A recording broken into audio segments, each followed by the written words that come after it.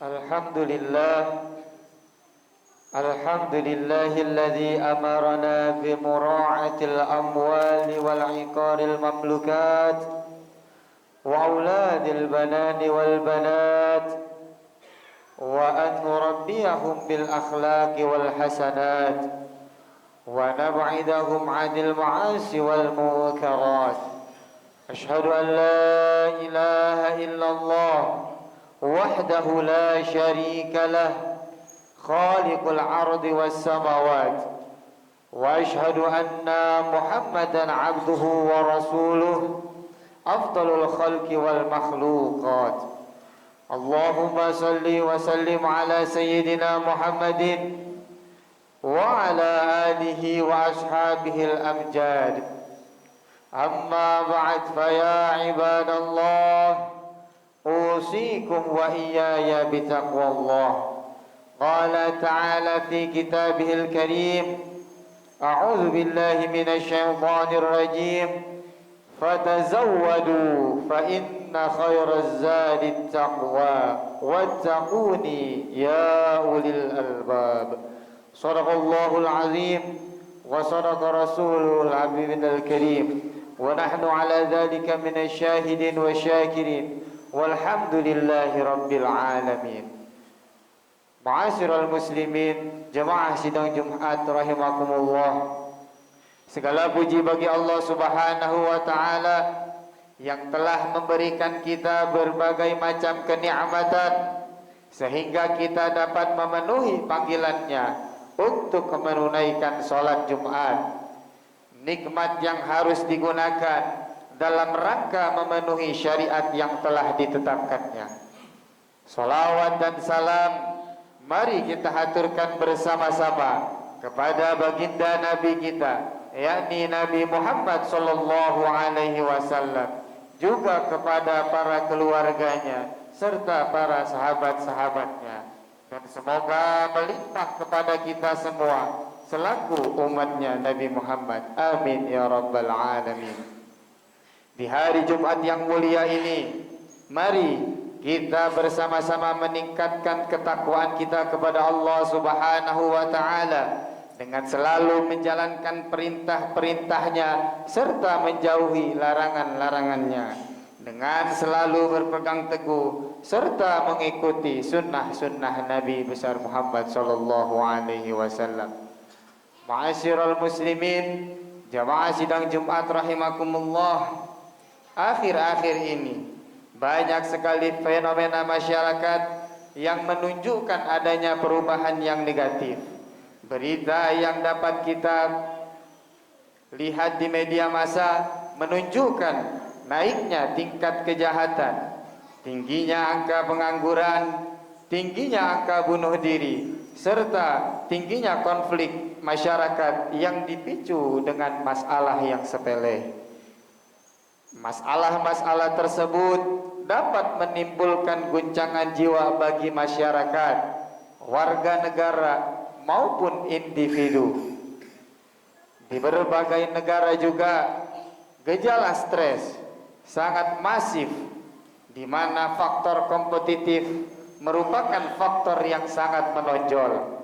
Sementara di negara berkembang, terutama di kota besar, penyebab stres juga tidak banyak bedanya dengan negara yang maju, yang mana hal tersebut disebabkan tingginya rasa persaingan hidup.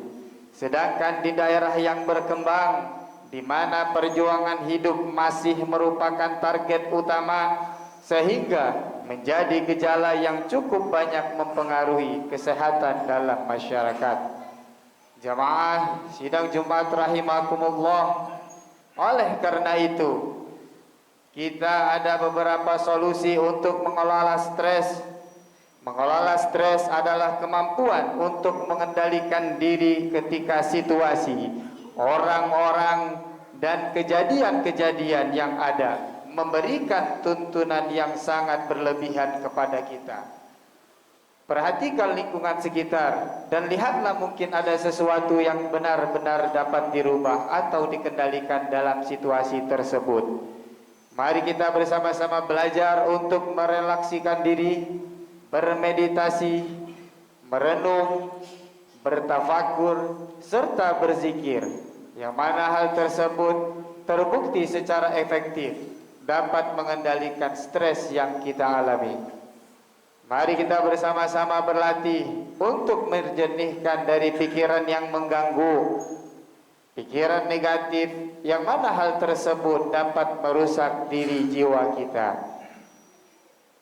Dengan juga kita jauhkan diri kita dari segala situasi yang dapat menekan kehidupan kita. Beri kesempatan yang cukup untuk istirahat, meskipun hanya beberapa saat dalam setiap harinya.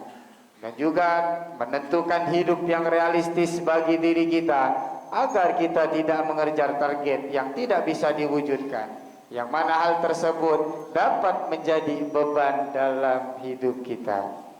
Sebagaimana Allah Subhanahu wa taala berfirman dalam surat Al-Baqarah ayat 26, yang artinya Allah Subhanahu wa taala tidak akan membebani suatu kaum sesuai dengan kemampuannya. Masalah yang kita hadapi pasti akan silih berganti, dari masalah pribadi, masalah keluarga, hingga masalah yang dihadapi masyarakat luas. Kemampuan untuk menyelesaikan masalah merupakan suatu keterampilan yang selalu diasah. Sebagaimana Rasulullah sallallahu alaihi wasallam bersabda, "Ma yazalul bala'u bil mu'minina wal mu'minat fi nafsihi wa malihi wa walidihi hatta yalaqallahu wa ma alaihi khati'atun." Yang artinya ujian yang tiada henti-hentinya menimpa kaum mukmin wanita maupun laki-laki yang mengenai dirinya, hartanya serta anaknya, akan tetapi ia tetap sabar menghadapinya, maka Allah Subhanahu wa taala akan menemui ia dalam keadaan tiada berdosa. Hadis riwayat Tirmizi. Jamaah yang berbahagia, dari uraian yang telah disebutkan di atas dapat kita simpulkan bersama-sama bahwa dengan adanya tujuan menimpakan bala ujian dan cobaan kepada setiap hambanya memiliki 5 poin tersendiri. Yang pertama, yakni membersihkan dan memilih orang mukmin yang sejati, mana yang benar-benar mukmin dan mana yang belum benar-benar mukmin. Yang kedua, yakni mengangkat derajat dan menghapuskan dosa hamba-hambanya. Dengan adanya ujian dan cobaan yang Allah berikan kepada kita, hal tersebut dapat mengangkat derajat dan menghapus dosa dan kesalahan kita. Poin yang ketiga, yakni mengungkapkan hakikat manusia itu sendiri, yang mana dapat nampak jelas kesabarannya, keistiqomahannya, ketabahannya, dan ketaatannya kepada Allah Subhanahu wa taala. Poin yang keempat, yakni tujuan daripada Allah Subhanahu wa taala memberikan ujian dan cobaan kepada hambanya, membentuk dan menempa kepribadian seseorang, yang mana hal tersebut dapat mengasah pribadi yang tahan menderita dan tahan uji, sehingga melahirkan umat yang berbudi luhur dan tinggi. Dan yang poin yang terakhir, yakni latihan dan pembiasaan, sehingga setiap saat manusia yang diuji dan dicoba akan bertambah sabar, kuat cita-citanya, dan tetap dalam pendiriannya. Karena kita yakin bahwa suka atau tidak suka, senang dan tidak senang, semuanya akan mendapatkan ujian sesuai dengan level kita masing-masing. Barakallahu li wa lakum fil Qur'anil azim, wa nafa'ani wa iyyakum bima fihi minal ayati wa dzikril hakim, wa taqabbala minni wa minkum tilawatahu innahu huwas samiul alim.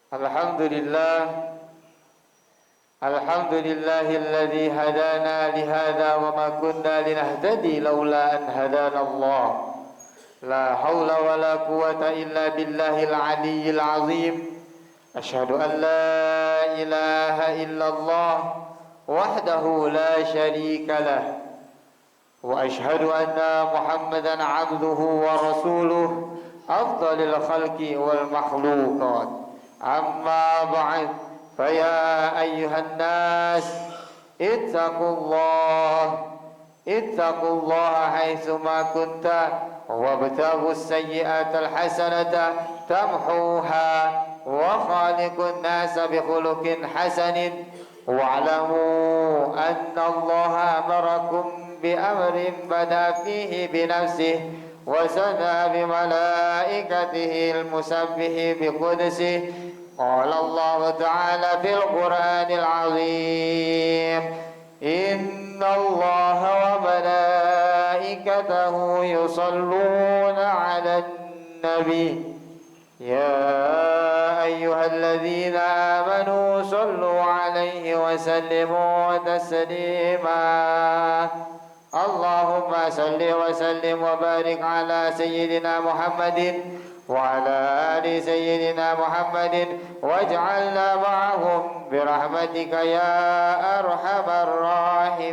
الراحمين اللهم اغفر للمسلمين والمسلمات والمؤمنين والمؤمنات الأحياء منهم والأموات إنك سميع قريب مجيب دعوات يا قاضي الحاجات ربنا آتنا في الدنيا حسنة وفي الآخرة حسنة وقنا عذاب النار عباد الله إن الله يأمر بالعدل والإحسان وإيتاء ذي القربى وينهى عن الفحشاء والمنكر والبغي يعظكم لعلكم تذكرون فاذكروا الله العظيم يذكركم واشكروه على نعمه يزدكم ولذكر الله أكبر